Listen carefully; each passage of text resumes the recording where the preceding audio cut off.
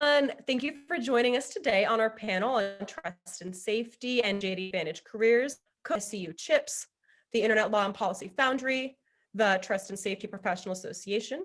My name is Alyssa Aguilar, and I'm a 1L representative for SCU ILSO. ILSO is a student organization for SCU law students that are interested in pursuing careers in internet technology, law, and policy. SCU CHIPS is a student organization for SCU students who are interested in intellectual property and strive to advance and connect women in technology, law, and policy. The ILPF is a professional development organization composed of early career professionals who work across law, technology, and policy. The TSPA is a 501c6 organization supporting the global community of professionals who develop and enforce principles and policies that define acceptable behavior and content online. Generally speaking, JD Advantage careers typically involve roles that do require a legal degree, but do not require acceptance to the bar. Trust and safety typically describes teams that are responsible for writing, implementing, and enforcing policies that protect the users of their products and services online. Today's conversation will explore some of the typical JD Advantage roles in trust and safety, explain how these roles differ from traditional counsel roles, and offer some meaningful next steps for candidates pursuing legal adjacent careers in trust and safety.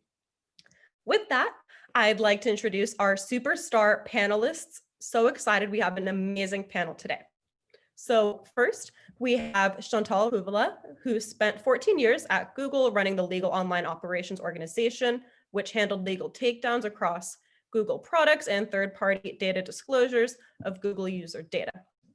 Chantal is currently a program manager for Google Shopping after taking a 2.5-year sabbatical to live in Berlin. Next, we have Donna Bello, who is a responsible innovation manager at Facebook, where she builds programs to support product teams in anticipating and mitigating potential unintended consequences of the technology they ship early in their development life cycle. Prior to this, Donna focused her career on developing trust and safety policies and optimizing organizational processes. After joining Google in 2014, she led the policy evaluation and operationalization for legal content removal requests in the French market, including EU data protection and counterterrorism, and managed the child safety program for legal online operations, where she also became very involved in reviewer wellness and mental health. She then went on to co-develop a program supporting product teams in mitigating abuse-related risks and integrating with proper anti-abuse fighting systems ahead of launch. In subsequent years, she joined the community policy team at Airbnb, collaborating closely with public policy teams on regulatory risks, and then worked on creating processes to better plan for and evaluate the impact of trust and safety policies at Twitter. Although she has now lived in the US for over 15 years, she's a proud native of Togo in West Africa and grew up in France, where she completed a master's in international and humanitarian law. Next, we have Alex Fierst, who is general counsel at Neuralink, a startup developing ultra-high bandwidth brain-machine interfaces, and leads Murmuration Labs, which advises blockchain products on content risk issues. He was previously head of legal and head of trust and safety at Medium, where he led development and enforcement of the platform's content policies. He serves as a board member of the Responsible Data Foundation, an advisor to the Trust and Safety Professional Association, and a fellow at Stanford University Center for Internet and Society.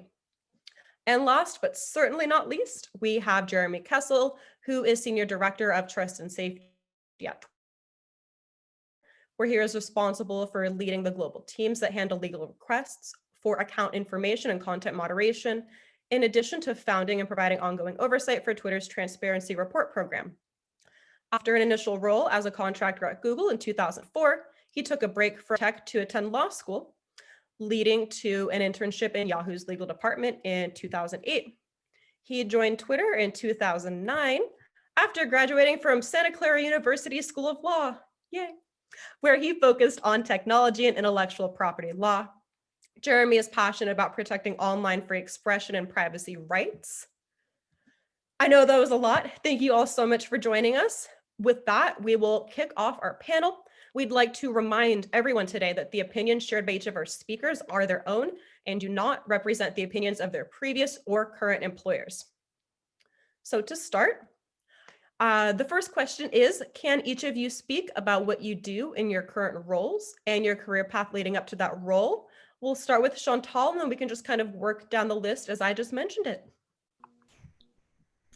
Well, I don't know how much time you want me to take, because I could speak for the full hour on that.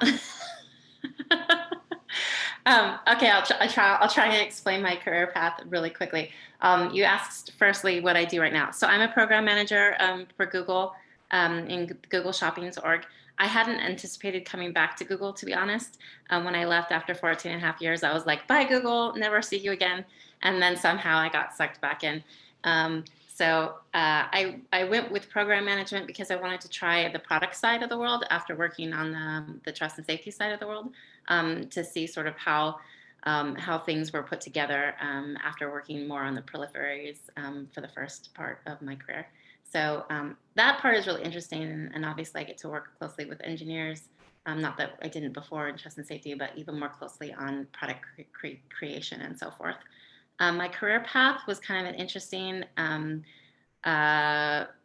accidental thing, and I know people hate that when people have awesome careers that they accidentally went into and not purposely went into, but I just really got crazy lucky. I applied to Google when the day I did my first Google query. So I started Google in 2002.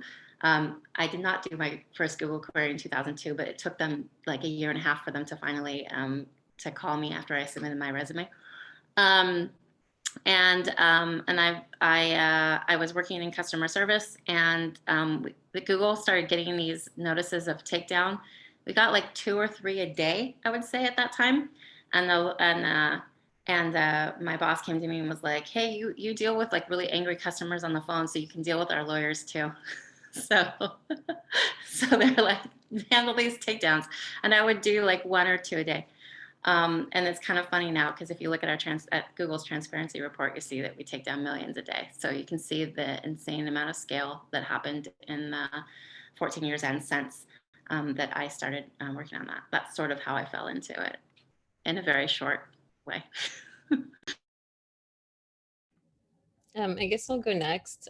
So I'm currently on the responsible innovation team at Facebook. It's a very new team, and what we do is to partner very closely with product teams really early in the development cycle to sort of like anticipate and help them build mitigation strategies around potential harms that our products might bring to society and users. And so there's a lot of collaborating very closely with the policy, trust and safety, and like all what we call the responsibility team. So all the teams operating in that space.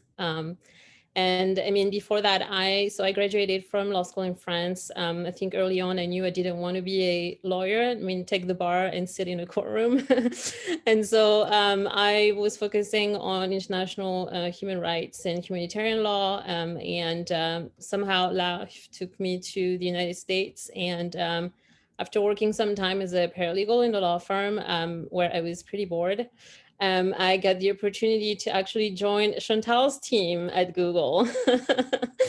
And they were looking for somebody who was speaking French. And I had just happened to do that and have done a little bit of legal stuff before. And yeah, and that's how I sort of like fell into this. And then I had the great opportunity within that team to do a lot of different things. So working on child safety, working closely with like product teams for risk mitigation, working on just like a huge variety of topics. And that sort of has been the thread of exploration of the rest of my career, and just like trying different roles to see what else can I learn, how else can I contribute. And that's what landed me where I am now.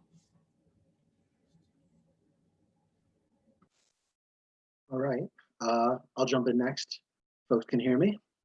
So let's see. So nowadays I'm both doing law and trust and safety stuff nowadays and have for a while. So quickly, so nowadays I'm general counsel at this company called Neuralink, which makes brain implants, which will allow people to connect with phones and other devices. And so There's obviously a bunch of bread and butter lawyering that goes with running a startup that's trying to do this, but then also I think once we get to the point where we have things that can interface directly with your brain, there's going to be all sorts of ethical and other issues around, like, you know, if you think social media is awesome now, wait till it's like jacked straight into your frontal cortex, and what protections might we want to have related to that. So that's a lot of my day job nowadays, and it's still sort of a nascent technology, and it'll be a couple of years before I can really do much with it. The other thing I spend a bunch of time on nowadays is working with blockchain-based companies, which are starting to have content apps and social apps, you know, using you know, distributed ledger technology. And so as people are starting to actually build applications on top of blockchain, asking some of the questions around how can we try to architect content moderation and other systems so that we can do something that is more democratically governed, less maybe governed by a small number of companies, and have systems that allow, you know, sort of can fulfill the promise of the decentralized web of being anti-censorship and being resistant to government efforts to constrain it, but then also are more, you know, populist and democratic. So that's a bunch of my time now. I'll say one or two things quickly about Medium, and then I'll leave off. So Medium, I sort of wore both hats of being the lawyer and then also figuring out what content moderation that should work right for a company that was partly a social network and has user-generated content in a way that folks are very familiar with, but then also a company that had aspirations to be sort of long-form, high-quality, very civil, very intellectual, and cerebral in nature, and had a particular way that it wanted the product to feel to people, and how to make rules and enforce rules that led the product to have the kind of tonality and the feel that we were trying to achieve. And so that wound up being a very fun job, because it was sort of like, in addition to being legal in nature or enforcement in nature, it was also sort of affirmative in nature and trying to help the product team construct an environment that we thought people were going to like. And I can talk more about my background later, but essentially I went to law school and was an average student and did not expect to be a very good lawyer. And so have been lucky in that I found my way into a couple of roles where other things that I was better at wound up being useful. And I had spent my 20s maybe somewhat questionably doing a PhD in English literature.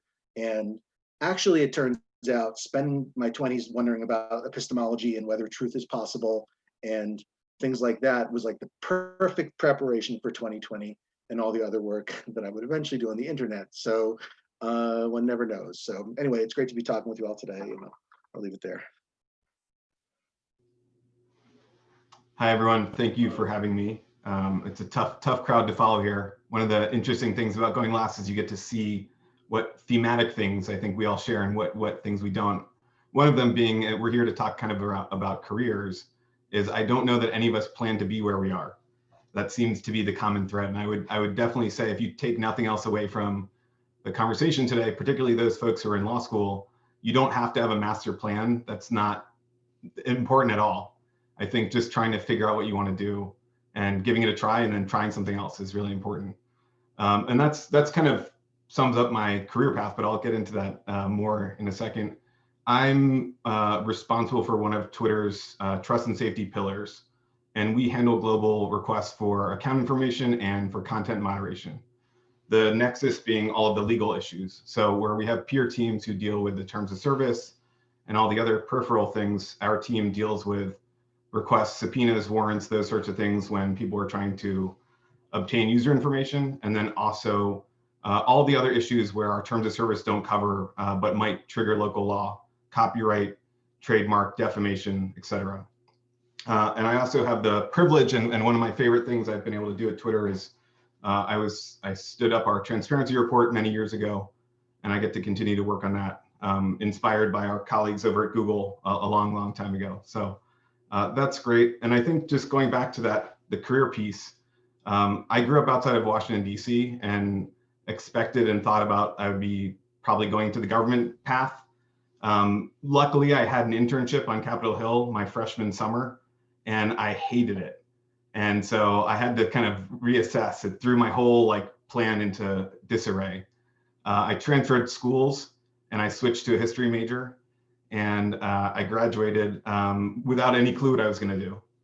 I ended up taking, I was out in Colorado, and I took an opportunity to do a contract at Google in 2004, which got me out to California and opened my eyes to this whole world of complicated, interesting problems and a lot of really smart young people working really hard.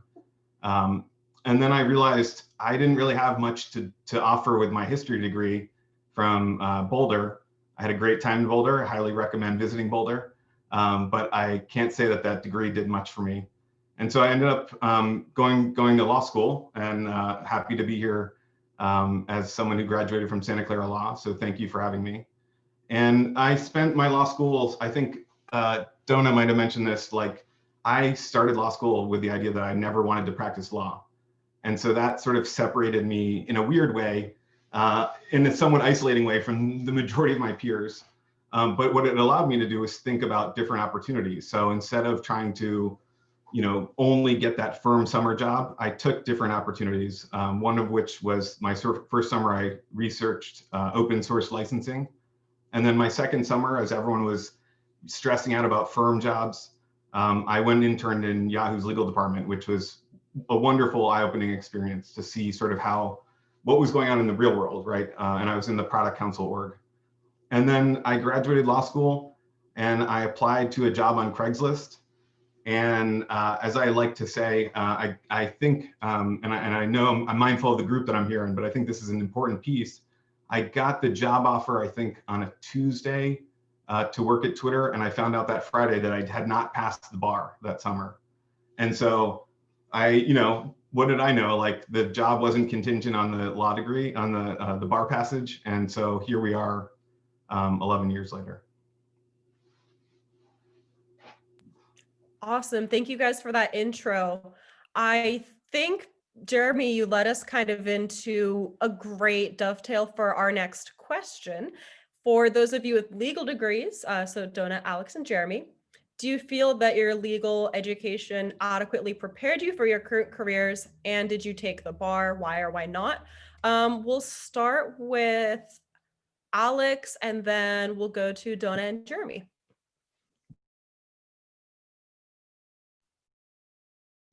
Sure. Sorry. Yeah, so I took the bar partly because it didn't occur to me not to, and this is a little while back, and honestly probably the main reason was mercantile in nature, which was that I thought I should try to get a job that paid as much as possible in order to pay off my student loans, and I thought that more of those jobs were available, at least as a lawyer for a few years. And I also thought I wasn't sure if I was well suited to lawyering, but I should try it at the beginning and sort of see how it goes. And so I don't think there was anything more trenchant than that involved. I would say a couple things maybe about, mainly I've practiced at startups. And so what I found is that, like at Medium, where I was both like the head lawyer and the head trust and safety person, is that the process of being careful about which hat I was wearing and making clear to others which hat I was wearing at any given moment was both a good discipline, and it taught me a few things. And one of them is that I think that in like sort of when you're at a startup, one of your roles as lawyer is that, yes, you want to be trusted and collaborative and affirmative in the way that you're working with people, but very often part of your role is to be the risk manager and to be the person who's like worried about the bad things that might happen. And you also are sort of a source of hard power. And so when the lawyer's in the room, one thing that people will naturally do is like look to them to shut things down, because that's partly their job, is to be like, I'm afraid of a bad thing that will happen. And that's and even if that is not what you perceive what you want your job to be, that's part of what people will look to you for. And then I think the second thing about it is this hard power, which is like, it's often tempting, like if people are not listening to you or not doing the thing you want them to do, of course it's tempting to sort of be like, but you have to do it because the law says so. And I am the lawyer, I'm interpreting it, so make it happen, or make it stop happening. And so that is sort of like a style of interaction that I think lawyers are socialized into. And it's not necessarily a good thing, but it's a thing that happens. I think in trust and safety land, the types of arguments that you make are much more, like, for better or worse, they're much more based on persuasion. And they're often based on talking about what is the right thing to do. And they're also talking about like what a particular result will be for the environment that your users and that your consumers are going to encounter. And so those types of arguments, when I would have my trust and safety hat on, were much more like, is this the value that we want our product to project? Is this the experience we want our users to have? Are we proud of the fact that this is the notice we're giving, or is this crappy notice? As a lawyer, you might be like, is this sufficient notice, or are we going to be at risk of a major class action lawsuit? In trust and safety land, it's like, is this enough notice that we feel like we've done right by our users, maybe, or something like that? And you take a much different orientation towards it.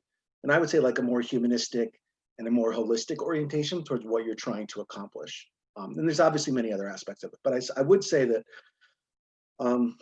I actually really liked that terrain better, because at the end of the day, even though it is tempting to sort of like be like, yes, I have like the hard power of the law on my side to say like, do what I want, that the spaces that were to me were interesting and rewarding and really involved good analysis and good interactions with people were the terrain of thinking about like, how are we going to improve process? Are we proud of what we're doing?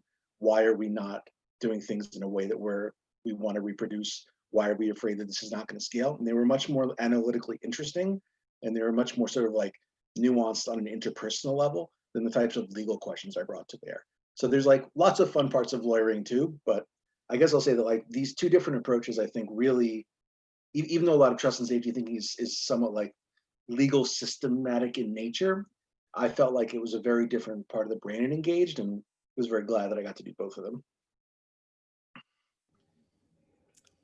So for me, I went to law school in France, which happens at university. And so it's also free. So I didn't have a lot of pressure to take the bar and work at a law firm. And I studied international law and humanitarian law. So it was all about nonprofits and just trying to make the world a better place in that way. And yeah, and so I think what I, when I came to the US, I didn't have any interest in sort of like, I thought about it, but I also thought about the financial cost of potentially going back to law school and then like focusing on taking the bar, et cetera. And also I became a mother and just had a lot of different priorities.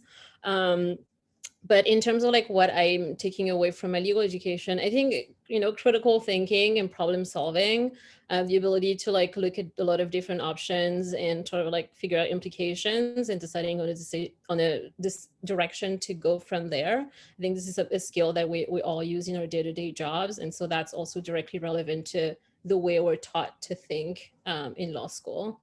And then the second thing for me is that since I study human rights, international human rights, I think one thing that's very true is the fact that it's not because there is an international standard or even a standard for something that it plays out the same way everywhere.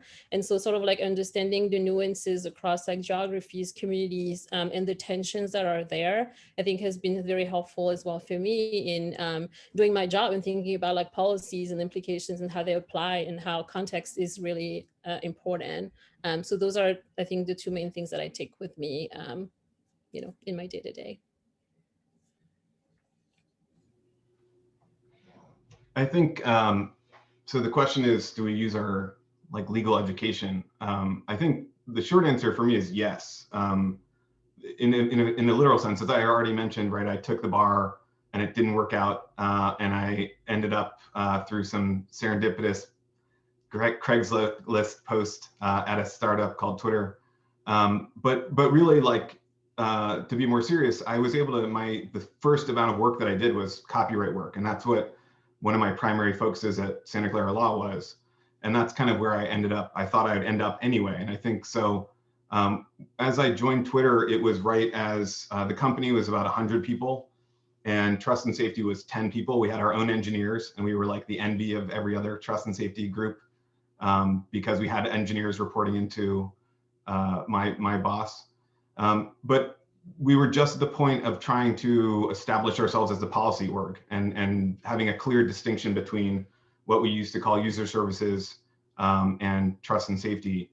And so I was able to take my legal education, which was in copyright and intellectual property, and kind of immediately get into drafting policies and thinking about both the legal obligations under the DMCA and those sorts of things, and then also more broadly starting to apply them in the real world, which I think is one of the themes we'll probably kind of keep hearing tonight from people, is the major differences from the academic world into like applying these otherwise, difficult concepts to real fact patterns.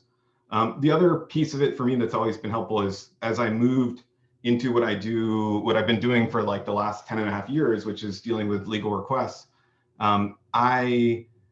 At the time, we had started to see a few subpoenas come in the door, and we only had a few lawyers, and they had other things to do. They're in-house counsel. It's a 100-people startup. And so, I saw something that I had no background in, but it seemed legal in nature. And I, was this had just come out of law school with like some sort of false confidence, and, volunteered to help. And basically that was the beginning of the team that I've had the opportunity to build over this last decade.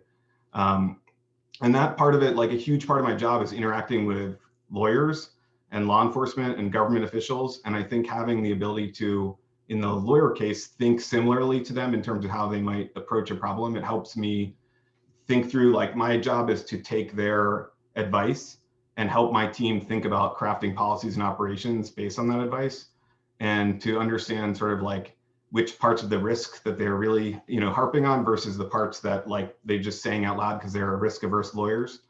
And so I think it definitely, ultimately, my legal education has been very useful. Even though I, as I mentioned before, I didn't plan on practicing, and I still have no intention to practice law. Awesome. Thank you all for that. I think that's everything you guys said is great, because that's sort of the point of the panel tonight, is you don't necessarily have to take the bar to practice as a typical attorney. There are a lot of other options and roles for you aside from that. And so it's been really cool to see the emergence of that more and more over time. And I feel like things are definitely trending in that direction, because the legal education is so useful. For those of us law students, we're here for a reason. But it's nice to know that that can be used for a lot of other things and not just typical practice.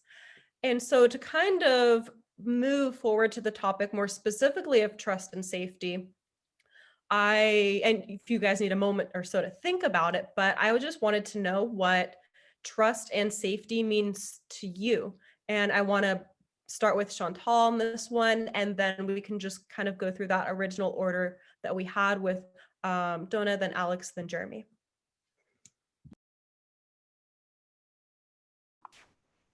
Trust and safety means to me. Well, I think I'm actually gonna take a second to add a little bit to, even though I have never been to law school before, so I feel a little bit like I'm being cheeky to say this, but I do really fundamentally know what it takes to do trust and safety, and I have a good idea of what you learn in law school. And I think that law school teaches you to think systematically and a lot about what we should do, and how to structure policies and anticipate what the other side is. And that's exactly what trust and safety is about. It's like creating what the best version of the future should be, protecting against abuses of the platform or against processes that you put in, you instill, and ensure that we think about how we operate with the changing legal and regulatory landscape, and how you get a lot ahead of the law in those ways. And law school prepares you for all of that. I think there were a lot of times, a few of the panelists talked before about what's important in the trust and safety world in the job is to be persuasive in your arguments. So one of the things that was that was kind of difficult was that because I hadn't been to law school, I had to rely on like sort of like the school of hard knocks, I guess you would say, of learning how to persuade people to keep content up. And the hardest days that I had were those days where I felt like we should keep content up, and then in the end I wasn't able to persuade the executives to keep content up, and I was taken down. And sometimes I wonder if I had gone to law school, if I would have been better at doing that. So I do think that law school would have better prepared me for the job that I had in trust and safety. And I think that also sort of answers your question as to what trust and safety means to me. So I felt like I could combine those two answers, because you are sort of the person who stands for what not to get like egotistical or whatever, but I also thought, I often thought we were kind of the moral compass of the company, and that it was really important work to ensure that the decisions made were based on the right side of what the as I mentioned before, the version of the future that you wanted to see, right? So that's what trust and safety means to me. Yeah, I mean, I definitely echoing what Chantal said about like being the moral compass and just sort of like really this idea of like trying to balance various interests and like keep people safe and make sure that what we put out there is actually safe for society. That's what I think about a lot. And I think that on a less glamorous note, it's also like being the holders of the least bad outcome. Because it's a lot of that. It's a lot of trade-offs that you have to weigh all the time. And I think it's very rare where you get to a situation that you absolutely have the optimal solution. It's really like a combination of like least terrible solutions that we're trying to optimize for the better. So that's how I perceive it. Yeah. So somewhere along the way, I went on Amazon and bought a whole bunch of books on like the philosophy of trust, or like the history of trust as a concept, and like what is this, what is it for, and where does it come from? And one of my favorite things that I read along the way was that the notion that when you have societies where the norms evolve in such a way where you have a lot of trust, it's almost like a bone. It's like free money. Every interaction is better, and every interaction is less costly because you're able to accomplish so many things based on norms, and you're able to feel positively about the likely outcome. And a low trust environment is like a tax on everything. Every interaction and transaction is harder and less likely to be positive and draining in many other ways. And so I think part of what appeals about this job, and what like I found endlessly fascinating about doing this work, is that even though there's an enforcement aspect to it, and that I think especially in the public mind, like a lot of trust and safety work is really about enforcement and is very police-like in nature, or is about taking things down or banning people, or about doing things that are very punitive in nature. I think a lot of times when you sit and do the work, or when you work with other team members, and when you think about policies, like Donna was saying, you're really making a very affirmative and positive vision about norms and about how to create a little mini society that works along the lines that you feel proud of. And so that is a fascinating thing to try to do. And I think one of the lessons of the past couple of years is that whatever hard law can accomplish, when norms erode, bad things happen. And so part of, I think, the exercise of being in trust and safety is about trying to create positive norms of trust in a particularly engineered online environment. And especially when you're doing that with a team that you love and a product that you're really into, I think it's a sort of like endlessly fascinating, like, and very positive job in a way that sometimes like the practice of law it does not feel like. And I think for me, that was like a very satisfying and lucky thing to discover. Again, I'm enjoying going last because I'm both, you all are saying many of the things I'm thinking, and also just learning from each of you. So thank you.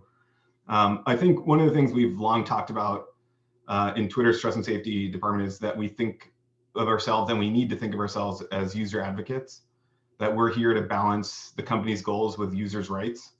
And I think, I can't remember if someone said it before, there is a little bit of like, there's one of the kind of common denominators in our trust and safety team is we have a very diverse group of people, both in every sense of the word of diversity.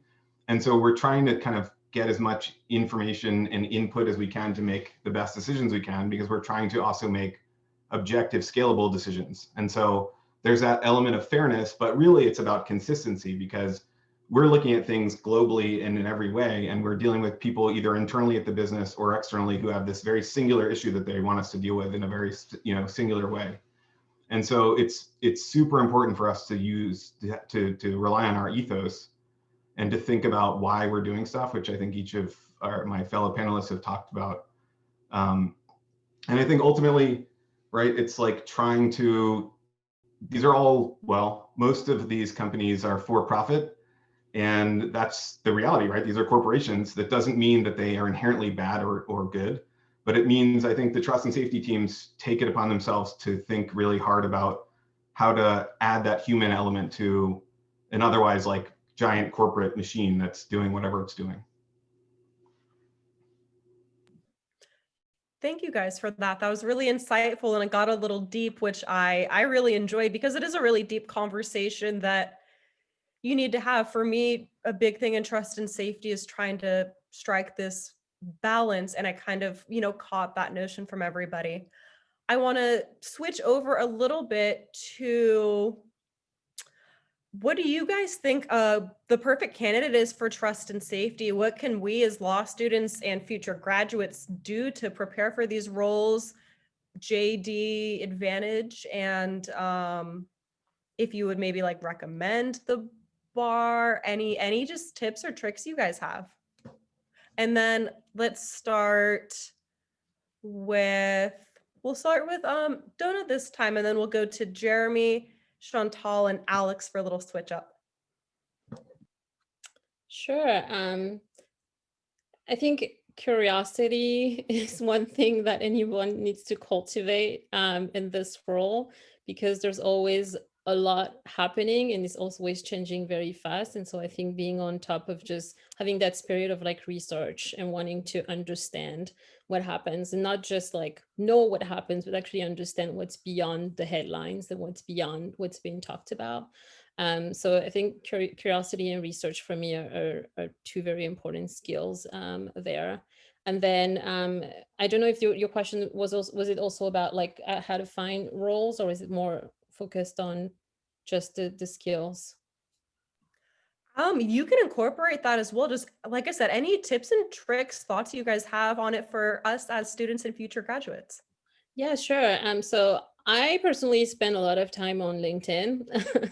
And the reason why I do that is just because I check people out and I see what roles they're in and what careers they have and understand their path. And so from there, again, like I go and try to like, research areas of interest and research, things that they're focused on, their studies, etc. And so I think that's always giving me a good idea of like, where to go next and where to find roles and what to, where my interest lies. So I think that's something that I cultivate in terms of like how to see like what my next steps are. But in terms of like the space itself, yeah, I think like looking beyond sort of like the public conversations that are happening and trying to understand like the issues that underlie that. And also like from the perspective, I also like to always understand like the global perspective of what's happening. And so not just, what you're experiencing in the moment in a particular geography, but also, what does it mean to have, what does trust and safety means like across, the world? Like how does, Europe feels about privacy, like understand that versus what's happening in the US, how, human rights issue play out here versus, in APAC or different regions of the world. So again, that curiosity of trying to look beyond your immediate surrounding is something to cultivate. I couldn't agree more about curiosity. I think when I think of the people who have done well in trust and safety, they're open-minded. Empathy is probably, if not the #1 trait you need to have. It's like, it's just, it's probably true for everything in life, but I think, and resiliency and flexibility. I think we're sort of like, again, we're a cost center at these companies. And so we think we matter and we know we matter and we try to have an impact, but we have to think, about the reality again of like a new product comes out, whether we like it or not. And we have to both help think through all the terrible things that can happen and also think about what we're going to do to try to mitigate harm and all these other things. And so I also think the people who seem to me to be successful in trust and safety, and this isn't just trust and safety, but it's definitely part of trust and safety's fabric, I think, is people are really passionate and mission driven. And so the people I've seen who've sort of like haven't made it in trust and safety are the ones who come in and just think this is a job. And you can treat it like that, but the work is too hard and it's too complicated to sort of treat it like it's just a transaction. And so the people who kind of commit to like the good and the bad, right? Like part of my team's job is to deal with 24/7 emergencies. That's really intense. And we deal with a lot of graphic and difficult situations, but we also every now and again get the feedback that we've helped save someone's life or prevented an attack and things like that. And I think that that's not necessarily what you think of when you join like a, you know, kind of whether it's a startup or a big tech company, and you're kind of excited. In the old days, you get excited about like free lunch and stuff. So tough news for you all. But I think, you know, the people working this stuff really care. And then, but you also have to balance again, like that you're at a business. So being sort of open and flexible, I think is important. In terms of like tips or tricks, like I think one of the things that I thought was the most like useful part of my time at Santa Clara was I participated in one of the clinics. I was in the broadband regulatory clinic, and it like took us out of this academic setting and into more of like almost a job where we're dealing with some problems and dealing with a professor who was helping us think about like actual problems like community, you know, broadband and things like that. And we were working on like helping him in his research to do something that was practical.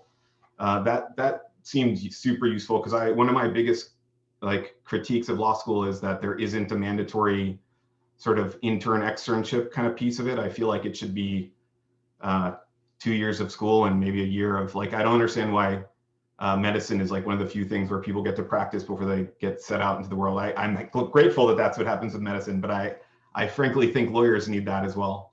And then kind of the other point, I think LinkedIn, I mean, it goes without saying. And one of the weird things, I'm very biased, but I think people putting aside, you know, your positive or less than positive points of view on Twitter's actually can be a really great place to think about career prospects and opportunities, depending on the network you follow or how you use it. So I think just trying to take and get experience that isn't the obvious experience is going to help a lot in this field. I'm going to double up on a couple of things that Jeremy and Donna said because I think they're really important. Donna mentioned how important it is to have global experience and be able to think about cultural norms. So like go out and travel, experience the world, because you're going to be coming in here and applying not just your American cultural norms to your decision making, but you have to apply the norms of the regions in which you support.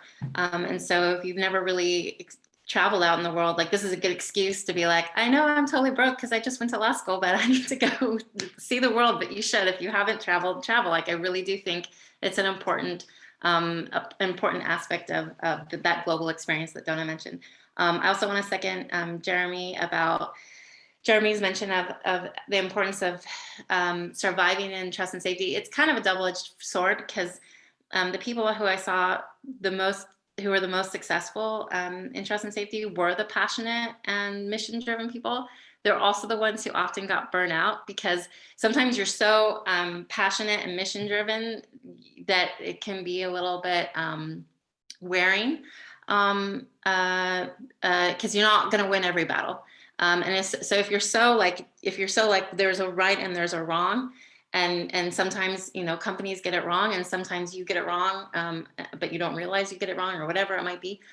So it's one of those things where recognizing and having self-awareness of it's important, definitely important to be successful, to have that passion and that mission, but also being able to recognize that you're not going to win every battle and recognizing that and being able to look at the big picture and not just the day-to-day in order to like survive that passion and keep it going.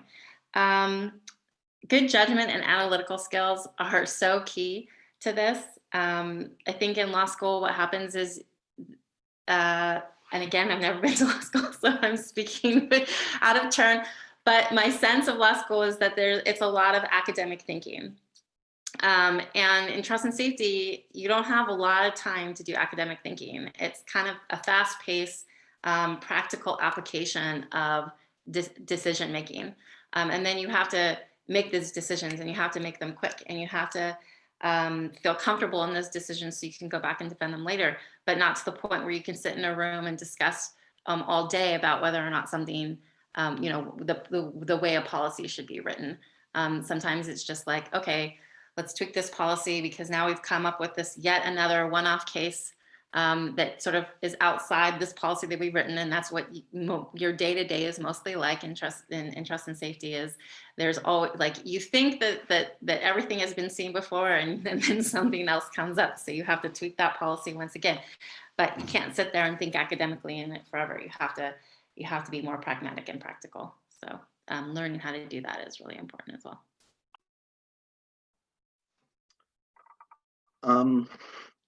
So I had put together an adage on this for, after doing it for a couple of years, which was that, like, ideally to do trust and safety, you have the mind of a philosopher, the gut of a police detective, and the heart of a kindergarten teacher. And for a long time, that sort of like summed it up for me, because I think there's like there's a analytical aspect that everybody here I think talked about, of like thinking with precision about a policy and how to define certain of the policy aspects of what we're talking about, and how to think about real world events quickly in a way that's very, very analytical and accurate. There's a sort of inquisitive or investigative aspect to like thinking about a particular case, because you're really doing casework and investigating context in a way that can be very deep and often very counterintuitive and creative, to try to look into misinformation or foreign attacks or things like that in ways that are I think highly forensic in nature. And then I think there's also like an empathetic and caregiving aspect to this job, which is maybe undersold publicly. That I think the people who do this work, as Chantal and Donna were saying, like really care a ton and feel a lot of warmth towards users, and often interacting in ways that are very intense. And so after listening to Jeremy talk, I think maybe I would add like an ER doctor's addiction to adrenaline as a fourth quality, because I think there is like an intensity that comes out of this work. And in some ways it's incredible, because I feel like a lot of warmth towards other people that do this work, even when I meet them as just a stranger. And I feel tremendously bonded and loyal to my teammates that I've worked with, and feel like that we would really do anything for each other in ways that not necessarily people in every career track would do. And so I think people who really want that out of a job get a lot out of this. I agree 1000% with Chantal's point that that level of sort of personal passion and intensity and commitment can often lead to burnout and other like difficulties with doing the job in a way that's mentally healthy and sustainable. I would also say an interesting aspect is that there's sort of a high recidivism rate, I think, of people who sort of do this work and then like swear like, oh, I can't do this anymore, and then like come back a while later and like have a sort of understandable but tortured relationship to the importance of this work in their life, and then also the ways that it's potentially unhealthy for the long term. So to condense all that, I would also say that I don't know that you need all of those qualities. Probably any one of them will do. Like if you really love the investigative aspect of figuring out like a foreign intelligence operation or a gang or something, that can really do a lot for you. If you really feel like interacting with users and making them feel like justice was done in a way that somebody at this large faceless tech company cared about them, that can be super meaningful. And I think so I think actually any one of those things is probably enough. But if you've got 2 or 3, then I think you're like really suited for this work, and maybe might even not be able to avoid it, even if you want to. But I think for a lot of us, when we started doing this job at our various tech companies, we sort of found our way to this because of these reasons. And so in some ways, I think like you should practice all these things, but in other ways, I think this job finds you. And I think you just sort of get that sense if you get exposed to it. Oh, that was wonderful. Thank you, guys. I do have one final question, and I think this is going to be exceptionally interesting because over the years, we've seen the internet change a lot, society, everything's changed so much. Throw in 2020, that's been really exacerbated, I think, because we've had to adapt to change so quickly. And so my question is, what do you see as the future for trust and safety? And how do you think your roles might evolve with that? We'll start with Chantal, and then we'll just go back to that original plan of having Chantal, then Donna, Alex, and Jeremy.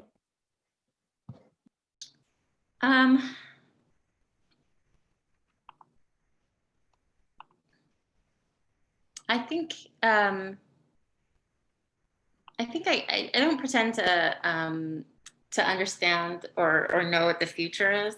I can speak to what I want to see the trust and safety world do better at, and what I hope maybe this next generation of trust and safety employees will bring to the table is a more effective way to communicate how complicated the decisions are to the average user. I think that you go to law school and then you start to understand the arguments on both sides and how complicated this type of decision making is. But I don't think that the average user understands the complexities of it. And I haven't seen, and the average user isn't going to go and look at a transparency report or read that sort of a thing.